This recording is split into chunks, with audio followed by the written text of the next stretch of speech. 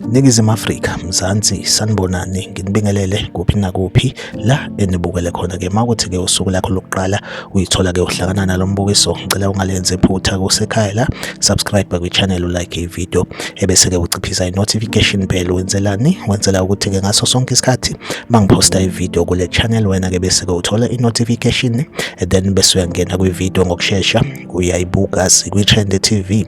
Siyaqinisekisa-ke ukuthi-ke sikulethela-ke lolo daba olusuke lutrenda ngalolo suku. Sibhekela-ke nje egamekweni esenzekile ekulona-ke usuku lwanamhlanje kumhla ka-12 kuJuni. Ngaliza kwethu lo esimbona-ke esithombeni, intokazi-ke esencane eneminyaka nje ewu-19, igama layo uBunono Alulutho wakaBuba, obeyi-student laphaya eNelson Mandela University. Kubikwa ukuthi-ke ubulewe-ke i-boyfriend yakhe ngendlela-ke ehluku, igama layo uSipho Sovuyo yabo, oneminyaka ewu-21. Ekuthiwa-ke umhlinzi kabuhlungu-ke washiya amathumbu engaphandle laphana-ke endaweni-ke yaseKhayelitsha laphayana-ke eCape Town. Kuthiwa-ke uSipho Sovuyo uvelile namhlanje enkantolo. Sithemba ukuthi-ke inkantolo izomnika isigwebo esifanele ukuze-ke umndeni wakhe uBunono Alulutho ukwazi ukuthi-ke uthole i-justice. Ngifisa ukwazi ukuthi kuthini uphawulo kwakho ngalolu daba. Like ivideo, subscribe kwi-channel, uphinde-ke futhi ucommente